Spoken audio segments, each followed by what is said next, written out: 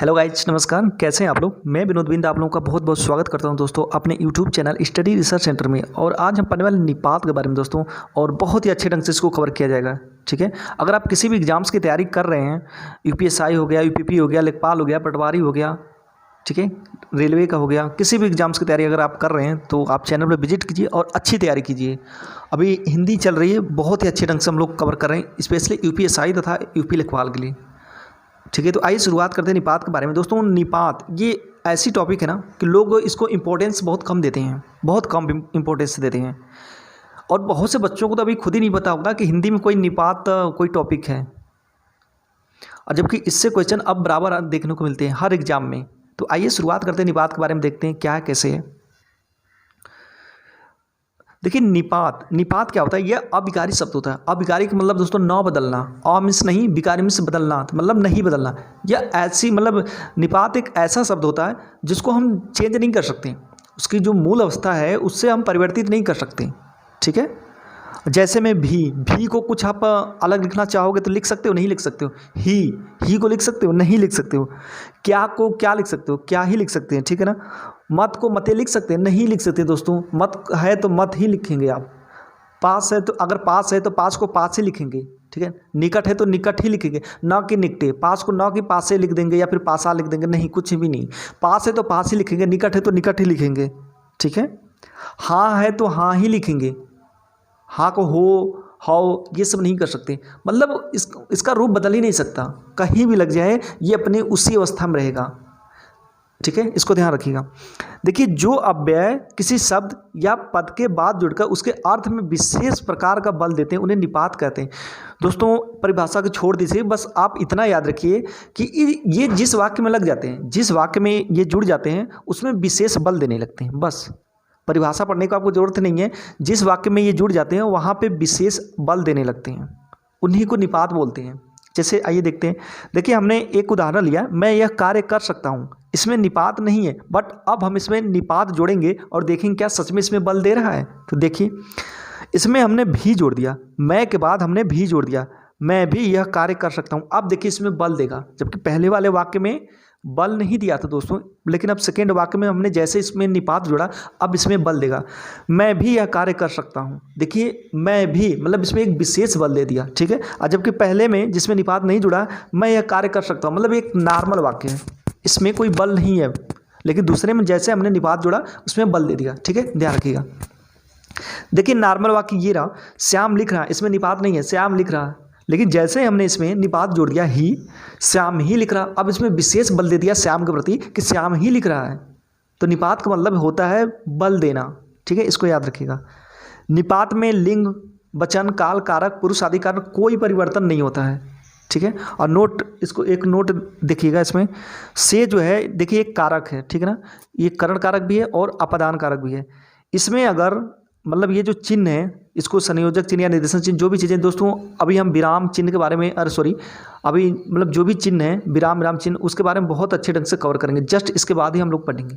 ठीक है, तो उसमें जितने प्रकार के चिन्ह हैं सबके बारे में अच्छे से जानेंगे। तो देखिए, इसमें अगर ये चिन्ह दिख जाए कहीं, ठीक है, इसके बाद अगर कहीं से साल लगा हो तो वह निपात बन जाता है। वैसे से तो करण कारक और अपादान कारक होता है, से का प्रयोग कारक के रूप में होता है। लेकिन जैसे इस चिन्ह के बाद से का प्रयोग होगा ना, तो वह क्या बन जाता है, वह निपात बन जाता है। इसको विशेष आप लोग ध्यान रखिएगा। निपात के प्रकार की बात करें तो देखिए, इसके कई प्रकार हैं। ठीक है ना, वैसे स्पेशली 9 माने जाते हैं, बट हम उसके अंदर भी थोड़ा जाएंगे और देखेंगे। ठीक है, देखिए, स्वीकृति बोधक निपात, इसमें स्वीकृति का बोध कराएगा। ठीक है ना, मतलब दोस्तों आपको कुछ भी याद नहीं करना, बस इतना याद रखिए ना कि जो हेडिंग है ना, बस हेडिंग के अनुरूप ही होगा, हेडिंग के अनुरूप ही होगा। स्वीकृति बोधक मतलब इसमें स्वीकृति का बोध कराएगा। जैसे हाँ जी, जी हाँ, मतलब स्वीकृति है ना। जैसे मैंने बोला कि आप दिल्ली जाओगे, आपने बोला हाँ जी, मतलब स्वीकृति दिया, हाँ जी जाऊँगा। ठीक है, नकार बोधक, इसमें जी नहीं, मतलब इसमें नकार का बोध कराएगा, ध्यान रखिएगा। निषेधात्मक मतलब निषेध का। ठीक है, इसमें निषेध का अर्थ स्पष्ट कराएगा। मत जाओ, मत खाओ, मत पियो। ठीक है ना, किसी को मना कर रहे हैं, इसमें मना करने का भाव आएगा निषेध में, निषेधात्मक में, ठीक है। तो इसमें मत रहे तो बस वो निषेधात्मक है। देखिए ये सब इसकी पहचान है दोस्तों, ठीक है ना, इसको ध्यान रखना। प्रश्न बोधक में क्या, क्यों, कहाँ, कैसे, आप तो अच्छी तरह से जानते हैं। देखिए ना कितना आसान है, लेकिन दोस्तों अगर आप इसको पढ़े नहीं रहेंगे तो 1 नंबर फिर तो आपका गया। 1 नंबर नहीं, एक क्वेश्चन मतलब कि अगर यूपीएसआई की बात करें तो ढाई नंबर, ठीक है। 2.5 नंबर वो तो जाएगा प्लस माइनस मार्किंग जाएगा वो अलग से, अगर आप गलत कर देते हैं तो।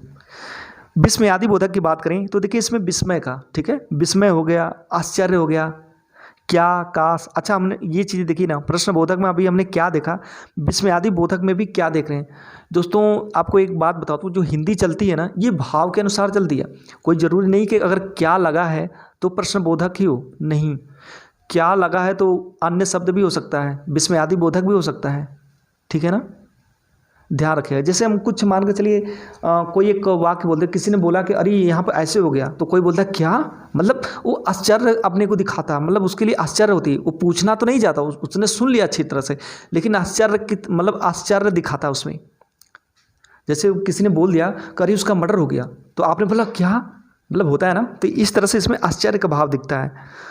अगर वहाँ पे मतलब अगर लिखते समय उसके पीछे अगर प्रश्नवाचक चिन्ह लग जाए तो प्रश्न बोधक हो जाता है।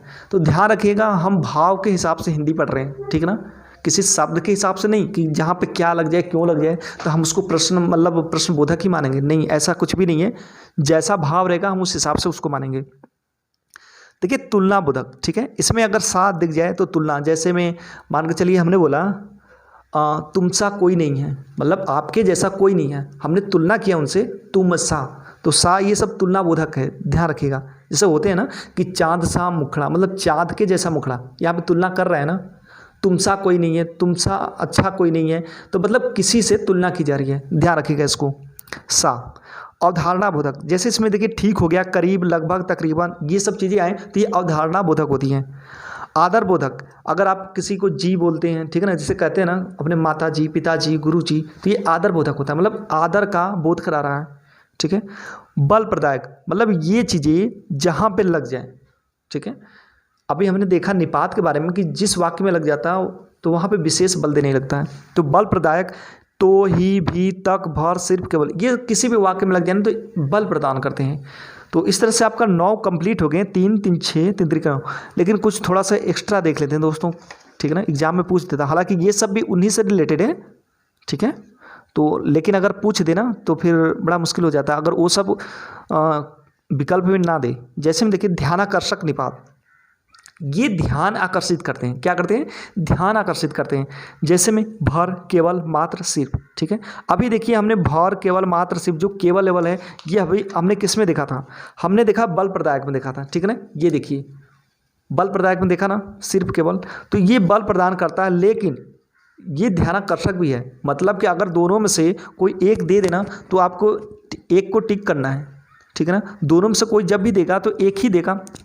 अगर मानकर चलिए कि आपका बल प्रदायक नहीं दे, ध्यानाकर्षक आप नहीं पढ़ रहे हैं, ठीक है, आपको पता है कि हाँ वो बल प्रदायक है, बल प्रदायक एग्जाम में नहीं देता, विकल्प में नहीं देगा, तो आप किसको ठीक करोगे।